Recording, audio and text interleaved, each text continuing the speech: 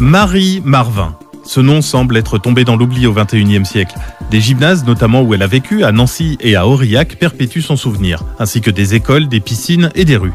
Peu connue du grand public, cette femme, surnommée la fiancée du danger, a pourtant marqué l'histoire de l'aviation et du sport durant la première moitié du siècle dernier. Et il est temps maintenant d'en savoir un petit peu plus sur cette femme. Et quelle femme!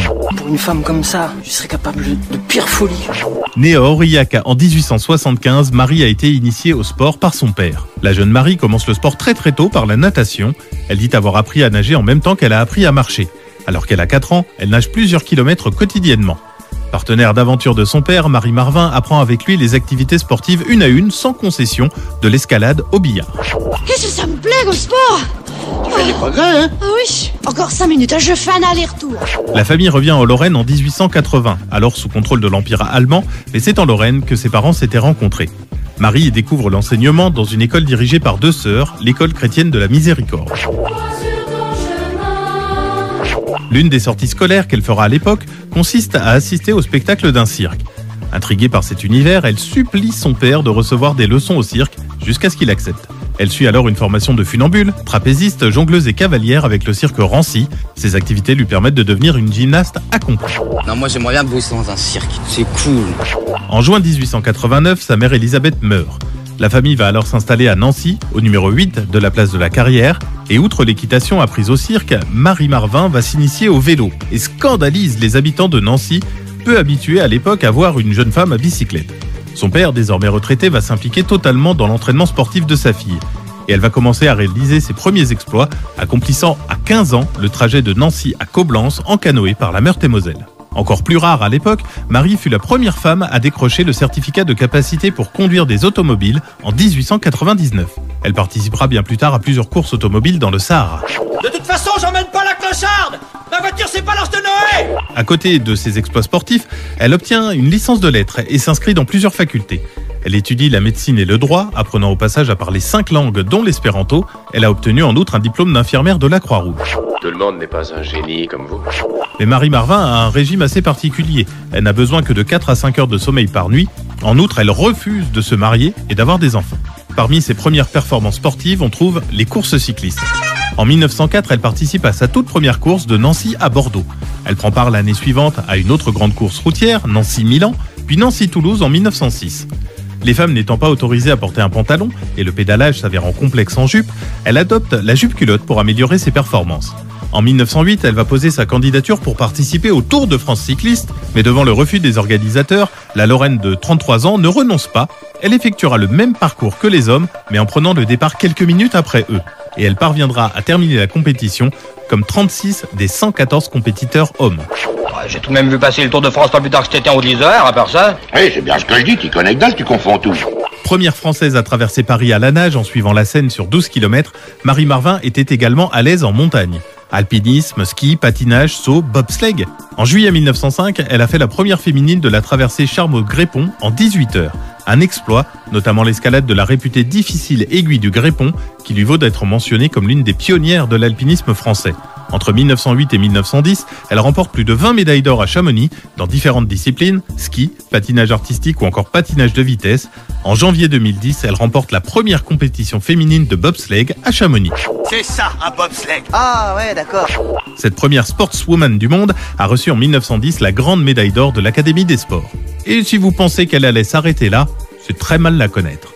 Pionnière de l'aviation, elle s'est lancée dès 1901 dans l'aéronautisme, brevet de pilote de ballon libre en poche. En 1909, elle devient la première femme à piloter un ballon au-dessus de la mer du Nord et de la Manche en direction de l'Angleterre.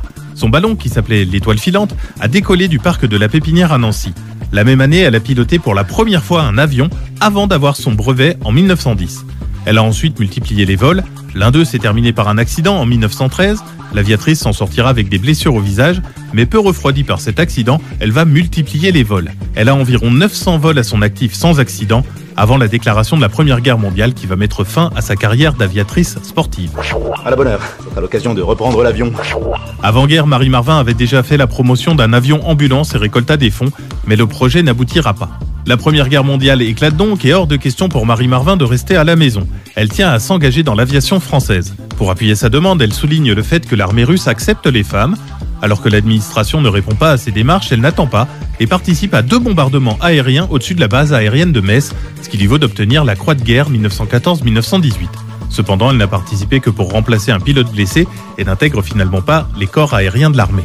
Après sa participation aux 2 bombardements, l'armée lui fait part de son refus officiel. Ses études en médecine vont lui permettre de devenir infirmière-major à Nancy. Elle y vit et fait le récit dans plusieurs journaux des bombardements réguliers sur la ville. C'est là que démarre sa carrière de journaliste. Mais après 2 années et demie, Marie Marvin s'ennuie. Elle décide de retourner sur le front. Pour ce faire, elle se déguise en homme. Elle intègre alors le 42e bataillon de chasseurs à pied sous le nom de Beaulieu. La guerre, on la fait ou on la fait pas. Quelques mois plus tard, après 47 jours cumulés en première ligne, son identité est démasquée lors de la remise d'un pli à l'un de ses cousins, colonel du régiment. Elle doit alors quitter le front, mais elle sera personnellement autorisée par le maréchal Foch à rejoindre le 3e régiment des chasseurs alpins en tant qu'infirmière où elle était chargée de l'évacuation des blessés. Après la Première Guerre mondiale, Marie Marvin va poursuivre son travail de journaliste. Elle devient également officier de santé des armées au Maroc. Elle s'investit ensuite pleinement dans l'aviation sanitaire. Au début des années 20, Marie Marvin multiplie les conférences en Afrique, à Tunis, en Algérie, au Maroc, à Dakar, en Afrique du Sud, devant des élèves d'école ou devant le grand public. Puis la Seconde Guerre mondiale arrive. Marie Marvin va alors travailler comme infirmière de l'air et elle inventera un type de suture chirurgicale qui permet de recoudre les blessures plus rapidement sur le champ de bataille pour éviter les infections. Après la Seconde Guerre mondiale, Marie Marvin n'a pas le droit à une pension de retraite et connaît la pauvreté.